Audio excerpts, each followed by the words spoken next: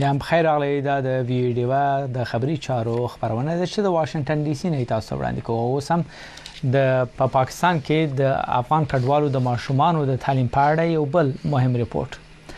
د کوټې چمن په لوی لار باندې د سرانان پر مقام د انګورو څخه آبجوشي جوړولو کار پیل شوی دی.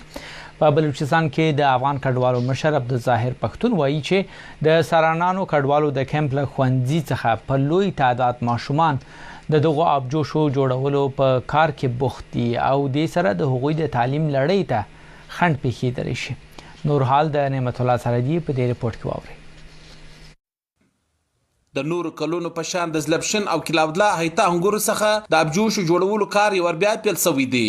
د بشن ضلع پر مختلفو مقاماتو پر خلاصو ډاګونو باندې دغه انګورو څخه په مخصوصه طریقه ابجوشي جوړیږي. انګور دانه دانه کیږي، بیا کیمیکل ګډ شوي ګرم اوبو کې غوپه کول وروسته پر خلاص ډاګونو باندې غوړوي. دغه خلاص ډاګونه د سرانانو د کډوالو د کیمپ سره جوخت دي. په بلوچستان صوبه کې د افغان کډوالو مشر عبدالظاهر پښتون وایي چې د کډوالو په زیات شمیر تنکي کوشنیان په دغه ابجوش جوړولو په کار کې خواري کاږي چې ډیر شاکا کار دی او دغه کوشنیان د زده کړو څخه بې برخې پاتې کیږي. نو چې سهار دی پر 9 بجې راولاړېږي تر 1:30 بجې پورې کار کوي. دی ښوونځي ته یا کلاس ته یا ټولګي ته یا ټیچر ته په کم دماغ او په کم سوچ باندې راشي د دماغ نارامه دی، دغه بدن نارامه دی او د دې سره طبیعي لحاظ ډیر شاګردانو باندې هم پر روحي باندې ډیر بد تاثیر کوي او پر بدني فزیکی جوړښت باندې هم بد تاثیر کوي.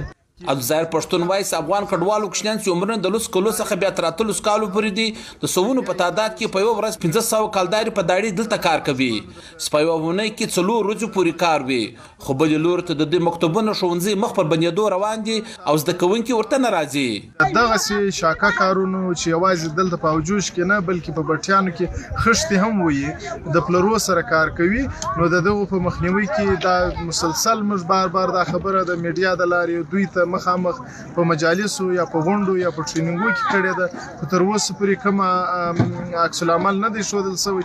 خو په کار کې بوخت یو کوچنی سپلار هم ورسره وو، خو پلار په خپل د کیمرې پر مخ نه راتلی او خپل لسکرانی کوچنی را مخ ته کړی. دغه کوچنی حسیب الله وایي د غربي لوجه دغه کار کوي، زړه غواړي چې سکول ته ولاړ شي.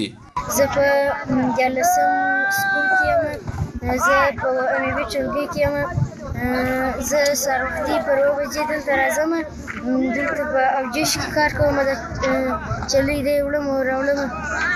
خو زه دا کار ډېر سخت دی، زه باید تعلیم وکړم، باید سکول ووایم. د کم عمره کوشنیان په شاکا کارونه یا په نور داسې جرمونو چې د کوشنیان په ضد کیږي د دغه مخنیوي لپاره په پاکستان کې چایلډ پروډکشن په نامه اداره کار کوي. خو دغه ادارې او د کډوالو نړیوال ادارې یونیسار هم تر اوسه دغه افغان کډوالو کوشنیانو د شاکا کارونو څخه راګرځولو لپاره ګام نه دی اخیستی. نعمت الله سرحدي، وی ډیوا ټي وي، چمن.